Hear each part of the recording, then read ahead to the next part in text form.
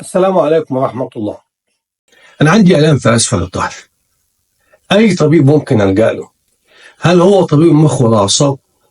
ولا طبيب العظام؟ ولا طبيب الروماتيزم والتأهيل؟ ولا أخصائي الألم؟ هو إيه أهمية السؤال ده؟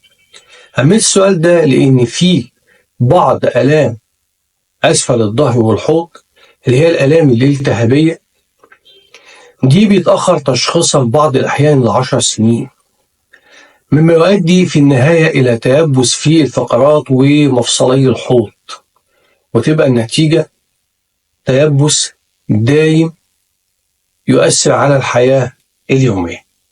هو هدفنا في الفيديو ده إن إحنا هنعمل مقارنة ما بين الآلام الميكانيكية لأسفل الظهر، ودي الآلام الغالبة، والآلام الالتهابية، وهو ده الموضوع اللي يهمنا. مريض الآلام الالتهابية هي آلام بتبدأ في أسفل الظهر والحوض بالتدريج وتزيد مع الوقت، والمدة بتبقى أكتر من 3 شهور. بيبقى عنده تخشيبة في الصباح أكتر من ساعة زمن، وبتقل مع النشاط اليومي.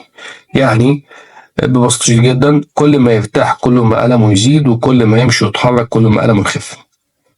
بيبقى عنده آلام في جميع الاتجاهات، وبيبقى طبعا معاه التهابات في أجزاء أخرى في الجسم، أشهرهم مثلا الجلد، يبقى غازية مريض الصدفية، يبقى غالبا ساعات في بعضهم يبقى عنده تاريخ عائلي لهذه الأمراض.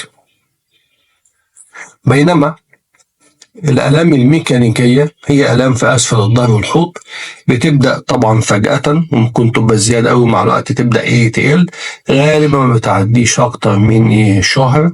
بيبقى غالبا في الصباح بيصحى كويس، ولما يبدأ النشاط اليومي بتاعه يبدأ ألمه تزيد، ويمكن لو في تخشبة في الصباح ممكن بتبقى أقل من نص ساعة. يعني ببساطة شديدة جدا، كل ما اتحرك ألمي تزيد، وكل ما ارتاح ألمي تقل. يبقى غالبا عنده ألم في اتجاه واحد، يعني بس يوطي فيها ألم، بقية الاتجاهات بتبقى سليمة.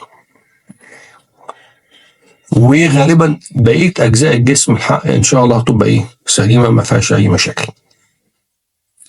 يبقى مريض الالتهابات هيتوجه لطبيب الروماتيزم والتأهيل، وطبيب الآلام الميكانيكية هيتوجه لأي طبيب اللي احنا قلناهم: مخ والأعصاب، الروماتيزم والتأهيل، الطب الطبيعي، عيادات الألم. وحتى في بعض الأحيان يمكن هو لو التزم بالنصايح والعادات الصحية السليمة ممكن آلامه تخف بدون زيارة الطبيب.